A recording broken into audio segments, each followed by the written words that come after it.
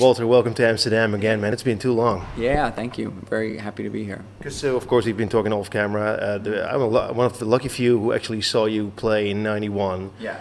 Of course, the venue was packed. I mean, but it was very small. It was in Exeter. It was like in a pub where I recall there were bookshelves full of books. Yes. And you guys were completely rocking it.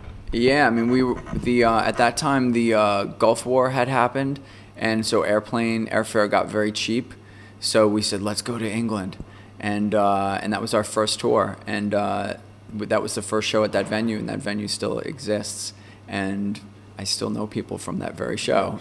So yeah, I know lots of people from that same night. So it's awesome how this kind of comes full circle a lot of the time. Of course, you didn't have a record out then. I mean, you had the EP on Revelation, which was a killer EP, but I don't think it was out yet, so nobody knew what to expect. A lot of anxiety, and you blew everybody, well, away, definitely. Oh, thank you. Yeah, I mean, we were doing something. We were coming out of our hardcore background and experimenting with just different sounds. And at that time, especially, we had made this EP and we kind of developed this one sound, but we were very quickly after something new, and on that tour we were doing a lot of improvisation and trying things out, and it was fun. What I think makes you a legendary musician is that you were always on the forefront of new music. By the time we discovered Youth of Today, you were already probably planning and writing the Gorilla Biscuits. When we were used to the Gorilla Biscuits, you were already ahead, moving on to the Quicksand stuff. Yeah, I guess I'm kind of restless, and also the way that the music, how I became like a musician, so to speak, is from the hardcore scene, which is not about musicianship. It's about something else. It's about, energy, spirit, soul, and social consciousness and these kind of things. But for me personally, like the music, the formula of it is pretty steadfast. And after a while, I think hardcore bands kind of make an EP and then maybe an album, and they break up, and that's just the way it is. And especially in New York, it was a real community of all these different musicians jumping in on different people's projects. So that's how I learned, and that's how I've continued, in a sense, by just looking for a new sound always, and I like working with different people. But, after time, it's really great to circle back with Quicksand and to have, these are my guys that, from so many important moments, and it's great.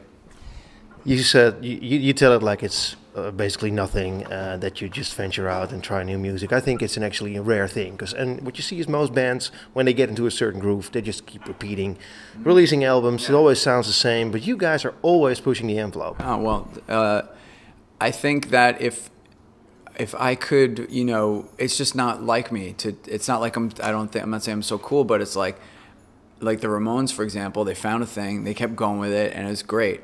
I'm just always kind of restless, and I want to find some new sound because I'm influenced by different things and inspired by different things. So I follow that, and it's kind of done well in that way. You can say that again. Hey, what made you decide to start a new album for Quicksand, and when did you start writing? We did a reunion kind of surprise show for Revelation Records, and maybe it was about 5 years ago, and they put out our first EP that you mentioned earlier, and Sergio kind of orchestrated that, and it was such an awesome thing for all of us and for the audience and how people responded. I mean, it was just like, whoa, we really affected people in some way, and we were affected by it. So initially, it wasn't like, it's hard to make an album after so long away because, we're all different. Our lives have changed in so many different ways. So how do you, in a way, go back and capture those things and also present a futuristic vision? Because that's what Quicksand's about. Quicksand's not about trying to be stuck in 1993. It just was never like that. And I think it took us a little while, and we just kind of recorded sound checks, and when we were on a tour, and we in rehearsals, we recorded rehearsals, and then when we had to do the album, well, we didn't have to, but we said we got to make this album soon, or it's just going to be too late, and we're going to be like kind of an oldies band. So we put the pressure on ourselves to say, okay, in January next year, we're recording the album. So just get ready. And it has to be good.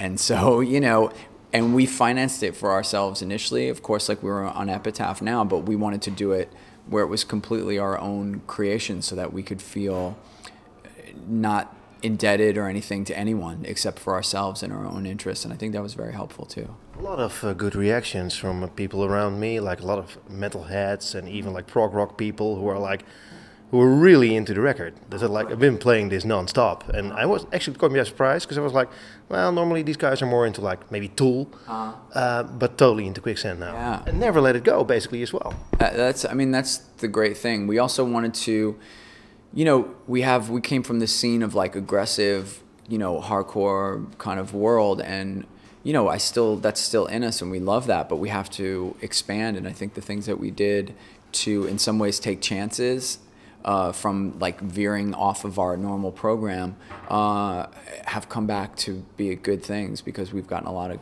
great feedback on it. It's more fun for us. And I just heard that the sales are going pretty good as well. I mean, I don't follow that too closely, but the vibe that I'm getting is that, yeah, it's been well received. And, you know, it's hard to, there's not too many bands, I think, like I'm watching other bands and what they're doing, and there's been some bands that have done records after a long time and come back and been good, but there's been more that you can't recapture that feeling. So I feel like proud of us that I don't know if we recaptured it, but we recontextualized what we were doing and put it in a new way. And that's how it feels for us. And I think that what's part of why people like it. I think it's very solid. Dare I say mature, which is of course a cheesy word, but yeah, I mean, I think the most important thing was that we were trying to feel, you know, we would go through the things and say, hey, do you think this is cool? You know, like, do we enjoy this? Is this striking us? You know what I mean? And not trying to have any preconceived ideas about what it would be. So I think that really helped because we're into it. To me, it's, of course I'm an outsider. It's very much your band always. Because if you're not in it, it sucks, basically. And of course you write 90% of the songs and the lyrics and the stuff. Is this your band? Because you're talking about we're doing this together. We've been talking, we've been discussing stuff, but you write 90% of everything, right? In Quicksand, I mean, maybe back in the older days, it would be more of, I would battle more to get my vision through. I mean, if you listen to Sergio's bass playing or Alan's drumming, there's no way to instruct someone how to play like that. Like, they are real unique players. And I used to fight more, or we used to fight more. They would push back because that is usually my role. But in Quicksand, I think, especially with this record, I don't want to play that role. So it's more like, maybe that's the sign of maturity. It's just being like, you know, these guys are great musicians. So we all listen to each other. And then when I do have an idea, like, it's heard and it's welcomed and it's nourished and respected. And so, because that's how I'm treating everyone, and it just kind of becomes like, hey, this is how relationships work, you know what I mean? And, you know, which is not to say what we were doing back in the day because we were fighting about it wasn't worthwhile or anything like that, but it's hard to sustain and that's kind of probably part of the reason why the band broke up, if you're always like in some sort of creative battle. And I find that with this record, it was just more fun and rewarding and creative because I don't want it to be my thing. I want it to be our thing, and that's really how it feels. Killer drum sound, I think. Of course, killer players, but the sound of the drums, fantastically recorded. Yeah, I mean, I feel like Alan really got his due on this record. Will Yip, who produced the record and recorded it, really knew how to get Alan. Because I think Alan is so, I mean, people who know him understand what an incredible drummer he is, but I feel like this really showcases like how dynamic of a drummer he is, and how I think he's one of the, you know, in my opinion, and I'm paying attention to this kind of stuff. He's awesome, man. He plays like John Bonham. It's crazy. Yeah. Let's talk a bit about the album. Interiors is the title. I love the artwork. I saw a couple of shots from the artwork though. The window pane on a gray background, on a misty landscape. Who did the artwork and why the different setups? The artist is Amy Grantham, and I know her through friends, and she has a real kind of dreamy collage style that I thought would fit, you know, where I was hoping to project the imagery of the band, which was, you know, kind of in a more 70s kind of prog kind of idea, you know, to project that kind of thing on it rather than... Psychedelic almost? Yeah, a little psychedelic, but also just, you know, heady, you know, interiors. It's like I want to put the idea of, you know, something sort of psychological, and her artwork's just cool and...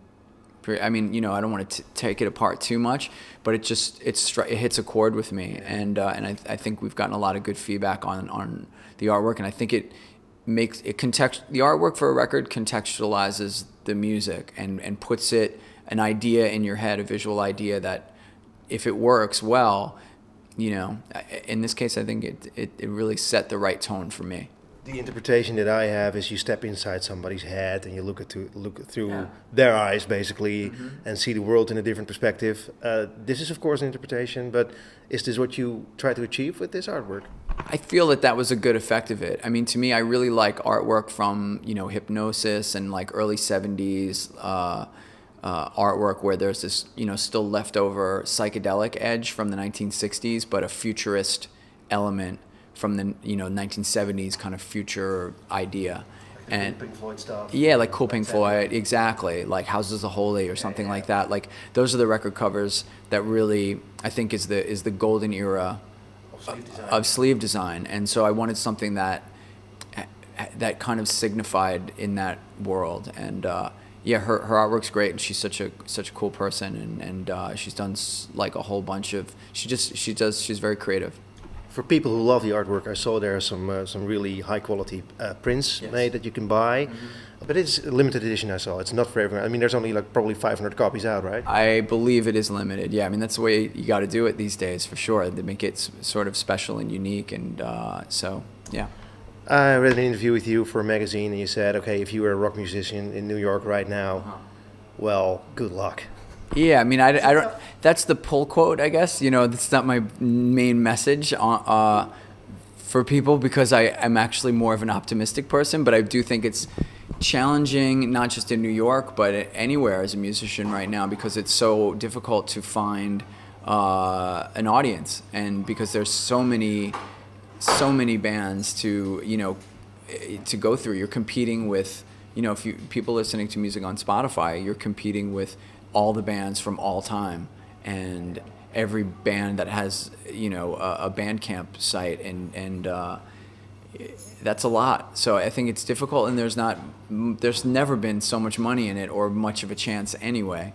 But I think nowadays it's really harder. But I guess the good side of it, to put the positive sign on it, is that I think people can be more free to just do what they want and really value the time. If you're going to get together with 2 or 3 other people or 4 people and rehearse and adjust your schedules and devote time and energy to something, then you can really love that for what it is, and be creative and freak out and do whatever you want, you know what I mean, and make that special, and get it up on the internet or whatever, and you know, if something comes back, great. But I think if you want to be a professional musician and make it, it's always been hard. I think it's exceptionally hard, and I don't think it's just in New York. I think it's probably, you know, lots of places. What I always loved about the punk scene is it was do-it-yourself. Like, especially you guys as well. You know, you had your independent label, you organized your own gigs, you played your own shit, you carried your own stuff, you organized your own places to sleep. You pulled it off, and actually, I think you could make a nice living out of it, because especially I think. Well, I think Gorilla Biscuits sold, I don't know, a couple of 100,000 records at least. Yeah. I mean, I've been able to like keep making music and doing cool stuff, traveling the world, and you know, I've been very lucky in that way. And I think starting on a level of you know, where I came from, the hardcore scene, it was kids doing it. So you had the idea that you didn't need someone to give you permission to make it work. You know, you could just do it yourself, and and that stayed with us. You know what I mean? Like, we're very involved in all the things we're doing, and being on Epitaph Records, you know, that's from that same culture. How did that happen, actually? How did you get signed by Epitaph? Well, I guess Brett had been interested in that possibility.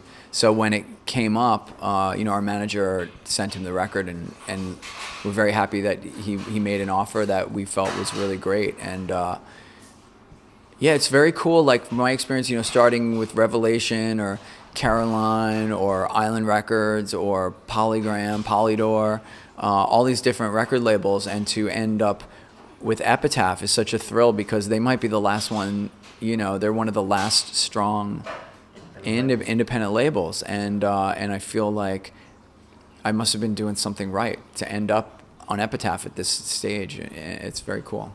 This is not the end, though, right? This is not the last record of Quicksand, right? I mean, this is not the end station. Oh, we are so... I mean, I'm so anxious to follow this one up, because it was difficult to get the whole operation up and running to make this album. But now that it is, I feel very inspired. And, you know, because the reception has been so good, it's like, by virtue of this record, we created a whole bunch of new possibilities. And I'm very excited about that. Shitloads of touring again. I saw Australia tour. You guys playing actually a really cool festival I saw in Rockville in April. Yeah, I hope that we're going to, you know, we want to play. We got this album out, and we're going to get out there and do it. I mean, I wouldn't go to the level of what we were doing when we in the 90s or something. That was insane. But we can pick and choose and do the things that we're really excited about. And you know, Australia tour is not too bad. Yeah, it's fun. I mean, it's a long flight. I'm not crazy about that part, but Australian fans are awesome, and it's a very cool country. It's like really gorgeous. You still surf? I do surf, but not like, it has to be very kind of like chill, mellow, longboard. Hey, let's talk some more music. Actually, one thing, you're a three-piece right now, because Tom temporarily left the band. There was some shit going on in Arizona, I read. Yeah. You'll be back probably, right? Well, you know, we're right now we're just carrying on. You know, things just. I mean, I don't really want to say too much about it, because it's like, just a band is like a family. I feel like our band especially, we've known each other for so long, and there's just a lot of love there, but there's also the functioning of a band and that aspect of it. So we kind of like to keep it to ourselves a little bit. Musically, though, it has to be challenged to reproduce this record live with only one guitar player. Yes, I think in some ways it's just more like I can't mess up as much as I used to, you know, is the thing. I used to have more room to just mess up. And now if I mess up, it's pretty obvious, or it's harder to disguise. But, you know, on all the records, I would play the rhythms anyway. So Tom would generally play the guitar solos. So the guitar solos for me are something that is more of a challenge, but it's more to interpret my own way of doing it. So while it's a challenge, it's also very fun and an opportunity for me to get better at guitar. So, you know, the audience response has been, you know, I'm sure people are worried, oh, it's not going to be the same, you know, or something like that. And it's not the same, but it's something else. And the fans are really responding. I didn't read any negative comment online actually whatsoever about it. So yeah, so that's the thing. So I feel like we're doing all right, and we're having fun. I saw you actually with Steve Aoki in Las Vegas, in LA. But I talked to him in Miami during the winter conference, and he was wearing a Youth of the Day T-shirt. And I was like, why the fuck is he wearing a Youth of the Day T-shirt? And of course, I knew he had Dim Mak Records, but I thought actually, well, maybe he's like, is it for real or is it a gimmick? But he is for real, right? Oh yeah, Steve's legit. I mean, Steve has a Gorilla Biscuit tattoo, so. He's an Orange County, you know, hardcore, straight edge guy from, I guess from the 80s and 90s, and he's legit. So he organized this hardcore party and he booked you guys, basically. That's what he did. Oh, yeah, of course. I mean, Steve's doing so much cool stuff now with his clothing line, and he's obviously like such a force in the electronic music world. Yeah. And yeah, he's just a general force. And so when Steve was launching his new clothing line, he wanted to connect to his roots. And I think he, you know, like myself, like he learned how to do what he does through hardcore and that community. And I think he wants to celebrate. When he asked us, that's how, you know, he described it as like, I really want, you know, these groups that help me understand how to move forward in these ways, and inspired him in those ways to be a part of it. And, you know, it's so cool coming from our community that there are so many people that are doing, you know, not just musicians, but just, you know, graphic designers, writers, you know, fine artists, like, you know, TV presenters, and, you know, that our community created this whole new world of people that saw the world saw the possibility in things, and to just do it, not wait for someone to say, okay, now you can do it. It's just like, no, I'm gonna get in the van and book the tour, and we're good. That's how it goes. Well said. Hey, let's talk some music. Under the Screw, outstanding track, second track on the album. Of course, the weird part with the mashup of sounds and you playing, quote unquote, the piano. Yeah. How did that come about? Well, I mean, it's that little section. There's a song by My Bloody Valentine called "You Made Me Realize," and there's this kind of white noise section that goes on for like 30 or 40 seconds. And live, they would carry it on to like 10, 15 minutes sometimes. I just like the idea of having a part where the song totally disconnects. And so, you know, we kind of just played with that. And then you know, it's just kind of cool where people kind of forget what was going on, and then you're brought back in. It's kind of a fun trick, and you can you know, goof off a little bit. I love it. It's very unexpected, and I love it. I think it's great. Another track that I loved, Cosmonauts. Deftones meets The Cure, I wrote down. Oh, cool. Yeah, The Cure for sure. Like, that was, in my mind, I was like, this song is very Cure somehow. And I always hate like describing bands by naming other bands, because it doesn't sound like them at all. But to give people an idea of what the music is like, and to get them listening, basically, I just lump these names in. Yeah, I think that's a fair description. I mean, in conceiving the song, it was really just, I think that just was coming off of Sergio's bass line. And so, I mean, he's in the Deftones, so there's your Deftones. And the guitar part reminded me of, something on Disintegration or something like that. And that was kind of what we're going for. But once we kind of do it, it becomes like us, I think. Completely agree. Hey, there's a small intermezzo. It has no title, but like the Play logo that you used to have on your Walkman. I love that. I think it's beautiful. Again, reminded me a little bit of the 70s. How did it come about? And why did you put it on the record? We felt it would be good to have some musical, you know, kind of ambient interludes to break up the record, because I don't know, I think when I'm listening to records now, sometimes I don't like to always be confronted or by the lyrics or the vocals of like telling a story about something. I like to have just music to kind of just settle down, and then when something does come back, I'm more interested. And so we did a number of little musical interludes to try to thread the album together, and some of them, I guess we put 2 or 3 of them on the record, and I think it works well to kind of set the stage, so to speak. Love the idea. Hey, there's a picture of you and Bernie Sanders on your Instagram.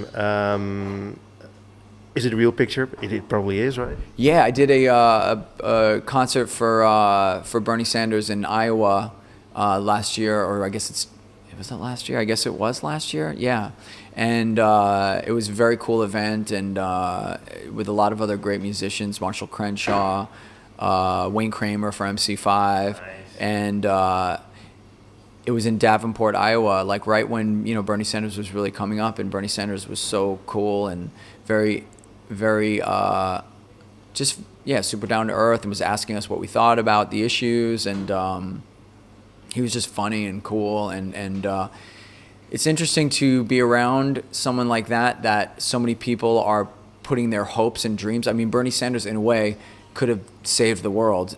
You know, I mean, in the United States, I mean, to aside into politics, it is a very difficult thing to allow someone that wants to, you know, give free college tuition and free health care to the United States. There's a lot of forces against that.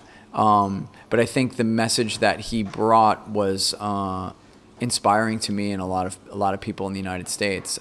So being around someone like that that's carrying all that energy, it was a magic moment. Like someone that is just was really amazing. It's a shame that he didn't win, and me personally, I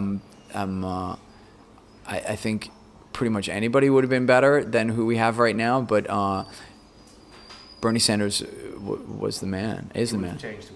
I think he would have changed the world, and there's a lot of people that would have fought him, just like people are fighting Donald Trump. A lot of people in the United States are fighting everything that Donald Trump wants to do. So it would have been hard for him, but I think the idea that he presented to people in the United States was, the people that are really, really wealthy multinational corporations are rigging American politics in such a way that, a lot of people are just being trampled and have no opportunity for a decent life, because that's the system. Are you actually positive about the future? I have to remain optimistic in ways, but it is a very trying time. I think there's a lot of darkness going on, and I think people are really adjusting to this constant flow of information and misinformation, and also the nature of the international trade and the capitalist system has been so. It's the companies have replaced governments, and the people have been kind of in some sort of 1984 way easily manipulated and tricked and distracted. I mean, honestly, like, it's cool. I think music is a wonderful distraction. To listen to an album and sit there, or to come to a live concert, is a moment where, of course, people pick up their phones and take pictures, and that's just where we live. But at least you're with people, and at least you're coming together in some commonality. But I think I think people are adjusting to this new way, and there's no predicting. But so you're seeing a lot of violence, and every time something violent happens, the report on the violence makes someone else money, and the violence makes somebody money. If something is done in the name of ISIS, ISIS is lifted, and so the people that they get more money from those people, and the people who report on this story. I mean, it's just this very crazy cycle that I don't know how it stops, and Donald Trump somehow manifested as the icon of the whole insanity. So, I have a 10-year-old daughter. I have high hopes for her, and I also don't always feel I have to the need to live in that world. I can live in the world of my family and my friends, my interests, nature, and also not detach completely from the larger political, economic concerns of the world, and do my part where I can. I feel like my part is making music and creating an atmosphere where people can feel together rather than against each other. Thanks so much for making this music, and thanks so much for releasing another album, and actually can't wait to hear the follow-up on. Thank you very much. So good to see you again. I still have your guitar. Dude.